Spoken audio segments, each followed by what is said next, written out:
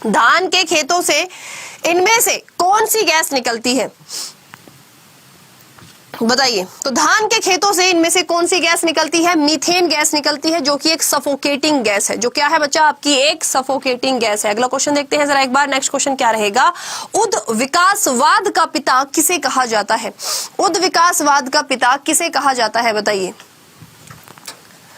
Thank you भाई, आप सबके साथ और सपोर्ट से परिवार 6 मिलियन का हो चुका है। आप सबने साथ दिया, प्यार दिया, लेकिन यार ये ना और बढ़ना चाहिए, है ना, ये साथ प्यार ना आपका और बढ़ना चाहिए यार। वो ना पॉजिटिव फीलिंग हमेशा रोज एक क्रिएट होनी चाहिए, एक एनर्जी हमारे अंदर रोज बननी चाहिए। बिल्कुल। तो किसने? उद्विकासवाद के पिता हम किसको बोलते हैं? चार्ल्स डार्विन को बोलते हैं। किसको बोलते हैं बच्चा? आपका चार्ल्स डार्विन को बोलते हैं। अगला क्वेश्चन देखते हैं। पोर्टसोल मिट्टी के सुधार के लिए किसका उपयोग किया जाता है? यानी मिट्टी यदि आपकी कम फर्टाइल है तो हम इनमें से किसका इस्तेमाल करके उसकी फर्टिलिटी को बढ़ा सकते हैं? मिट्टी यदि आपकी कम फर्टाइल है तो उसकी उर्वरकता को हम लोग कैसे बढ़ा सकते हैं? जिप्सम का इस्तेमाल करके।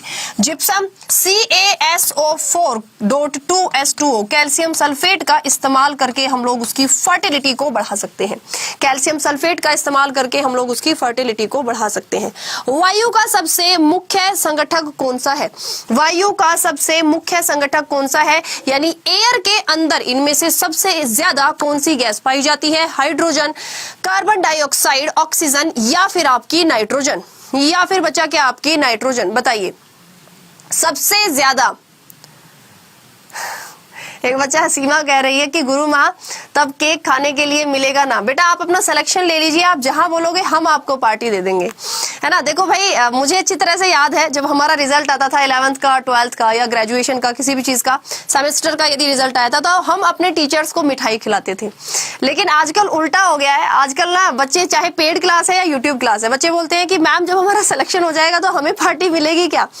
कोई बात नहीं भैया, देखो कलयुग का राज है आपका, हो सकता है समय इसी हिसाब से बदल रहा हो, बट कोई बात नहीं, आप लोग अपना सिलेक्शन ले लो, पार्टी हम तुम्हें दे देंगे। वायु का सबसे मुख्य संगठक इनमें से आपका कौन सा है? सबसे ज्यादा 78% पाई जाती है नाइट्रोजन, ऑक्सीजन पाई जाती है 21% और कार्बन डाइऑक्साइड पाई जाती है 0.04%। अगला क्वेश्चन देखते हैं जरा एक बार, क्या रहेगा? ग्रेट विक्टोरिया मरुस्थल कहां पर स्थित है? ग्रेट विक्टोरिया मरुस्थल कहां पर स्थित है, बताइए। चलिए बताइए, ग्रेट विक्टोरिया मरुस्थल कहां पर स्थित है? तो ग्रेट विक्टोरिया मरुस्थल आपका कहां पर पाया जाता है? ऑस्ट्रेलिया में। कहां पाया जाता है भाई? ये आपका ऑस्ट्रेलिया में पाया जाता है। अगला क्वेश्चन देखते हैं। आनुवांशिक अभियांत्रिकी के पिता किसे कहा जाता है? Who is known as the father of genetic engineering? आनुवांशिकी अभियांत्रिकी के पिता किसको कहा जाता है? तो किसको कहा जाता है भाई? आपका पोल बर्ग को। आनुवांशिक अभियांत्रिकी के पिता हम लोग किसको बोलते हैं? पोल बर्ग को बोलते हैं। चलो अगला क्वेश्चन देख लेते हैं। टेलीफोन लाइन को कंप्यूटर से किस माध्यम से जोड़ा जाता है? कंप्यूटर लाइन को हम कंप्यूटर से किसको भाई? आपका बेसिकली टेलीफोन लाइन को कंप्यूटर से किस माध्यम से जोड़ सकते हैं? टेलीफोन लाइन को कंप्यूटर पर किस माध्यम से जोड़ा जा सकता है? तो किस माध्यम से जोड़ा जा सकता है? मोडम से।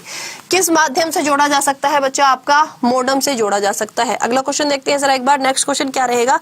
दूध से दही के रूप में खट्टा करना किसका एक उदाहरण है? या फिर दूध से दही में परिवर्तित होना इनमें से किसका एक उदाहरण है? दूध का दही में परिवर्तित होना इनमें से किसका एक उदाहरण है, बताइए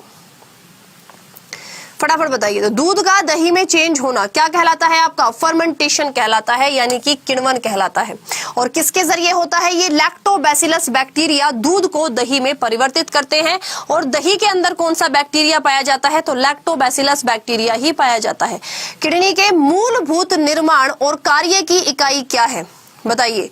what is the basic unit of construction and functional होना चाहिए। What is the structural and functional unit of kidney? या सिंपल क्वेश्चन, किडनी की यूनिट क्या होती है, बताइए। What is the unit of kidney? Kidney की यूनिट आपकी क्या होती है? नेफ्रॉन होती है। क्या होती है भाई? आपकी नेफ्रॉन। ब्रेन की क्या होती है? ब्रेन की क्या होती है, बताइए। ब्रेन की क्या होती है? न्यूरॉन। लीवर की क्या होती है? हेपेटिक सेल्स होती है। हमारे शरीर की क्या होती है? तो आपका आंसर होगा सेल्स। हमारे शरीर की क्या होती है?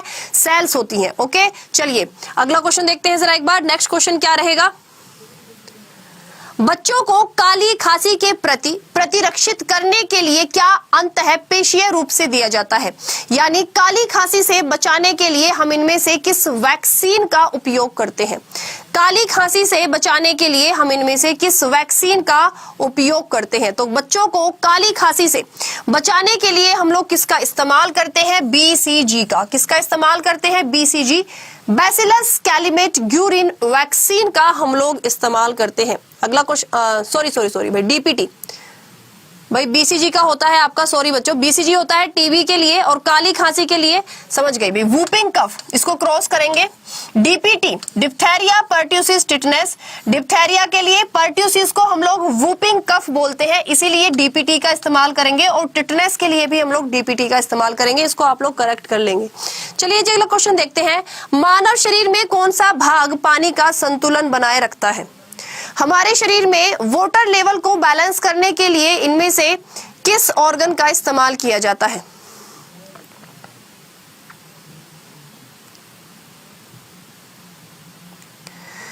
वाटर लेवल को बैलेंस करने के लिए हम लोग किसका इस्तेमाल करते हैं बच्चा, किडनी का। किसका इस्तेमाल करते हैं बच्चा, किडनी जो होता है बेसिकली हमारे शरीर में वाटर लेवल को बैलेंस करने का कार्य करता है, साथ ही साथ ब्लड को फिल्टर करने का भी कार्य करता है।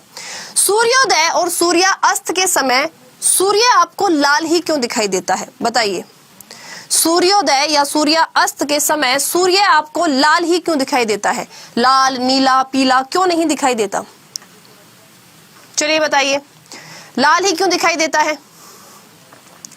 जब भी कभी किसी बड़े एस्ट्रोनॉमिकल ऑब्जेक्ट की बात की जाए, जब भी कभी किसी बड़े एस्ट्रोनॉमिकल ऑब्जेक्ट की बात की जाए, सूर्य का लाल दिखाई देना, बादलों का सफेद दिखाई देना, आकाश का नीला दिखाई देना, समुद्र का नीला दिखाई देना, तो आपका एक ही आंसर होता है स्कैटरिंग ऑफ लाइट, प्रकाश के प्रकीर्णन के कारण। स्कैटरिंग ऑफ लाइट, प्रकाश के प्रकीर्णन के कारण।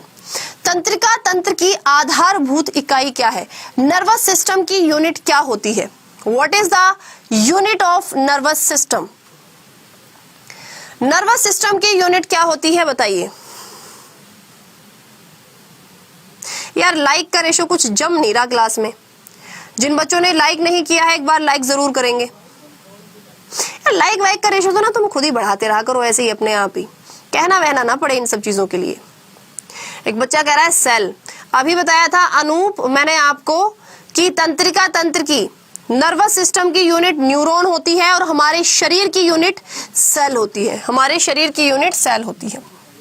तो आंसर क्या होगा, न्यूरॉन रहेगा। आंसर क्या रहेगा बच्चा आपका, न्यूरॉन रहेगा। चलो अगला क्वेश्चन देख लेते हैं जरा एक बार। अगला क्वेश्चन है भाई आपका कि त्वचा की मोटाई शारीरिक अंग क्षेत्रों के आधार पर कितनी होती है। ये जो आपकी स्किन है इसकी मोटाई कितनी होती है, ये जो आपकी स्किन है इसकी मोटाई कितनी होती है, 1/2 से लेकर 1/6 मिलीमीटर पर, 1/2 से लेकर 1/6 मिलीमीटर। अनावर्त बीजियों में फल नहीं पाए जाते, क्यों। अनावर्त बीजियों में फल क्यों नहीं पाए जाते हैं। अनावर्त बीजी नाम से ही पता लग रहा है आपको कि जिसके बीज के ऊपर कवरिंग ना होती हो, क्योंकि जिम्नो शब्द का मतलब ही होता है नेक्ड। जिन बीज के ऊपर कवरिंग नहीं होती उसको हम अनावर्त बीजी बोलते हैं। क्योंकि इनमें फूल नहीं होते इसीलिए इनमें बीज नहीं, इसीलिए इन पर आपके फल नहीं पाए जाते हैं। अगला क्वेश्चन देखते हैं जरा एक बार। नेक्स्ट क्वेश्चन क्या रहेगा, परमाणु में इलेक्ट्रॉन किसके कारण उपस्थित रहते हैं। परमाणु में इलेक्ट्रॉन, देखो आपको पता है ना एटम के अंदर होता है न्यूक्लियस, न्यूक्लियस में पाए जाते हैं न्यूट्रॉन और प्रोटॉन, और अपनी अपनी ऑर्बिट में इलेक्ट्रॉन चक्कर लगा रहे होते हैं। अपनी अपनी ऑर्बिट में इलेक्ट्रॉन चक्कर लगा रहे होते हैं। क्लियर जी। तो यहाँ पर भैया ये इलेक्ट्रॉन अपनी अपनी ऑर्बिट में किस बल के कारण चक्कर लगा रहे होते हैं, नाभिकीय बल के कारण। किसके कारण, नहीं सेंट्रीपिटल सेंट्रीफ्यूगल ग्रेविटी यहाँ नहीं आएगी, नाभिकीय बल के कारण ये जुड़े होते हैं।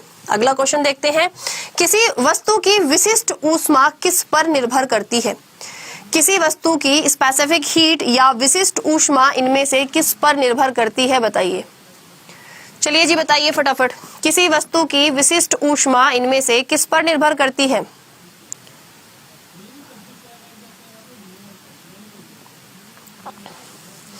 भाई फिजिक्स केमिस्ट्री बायोलॉजी तीनों के मिक्स आएंगे क्वेश्चन। भाई आंसर सारे बच्चे करेंगे, पेपर तुम्हारा है। Congratulation ma'am for 6 million. Thank you Shakib, PK, Krishna, Rahul, Krishna, Babita. यार गलत आंसर दे रहे हो, सोच के देखो यार। विशिष्ट ऊष्मा स्पेसिफिक की बात की गई है। स्पेसिफिक हीट हमेशा किस चीज का पदार्थ बना हुआ है इस चीज पर डिपेंड करती है, ठीक है, यानी कि मैटर पर डिपेंड करेगी ये मास, इसको आप लोग मैटर करेंगे। पदार्थ किस चीज का बना हुआ है, जैसे मान लिया आपका एक पदार्थ एल्यूमिनियम है और एक मान लिया आपका कॉपर है ना। हर एक पदार्थ की विशिष्ट ऊष्मा अलग अलग होती है, यानी किस पर निर्भर करती है भाई?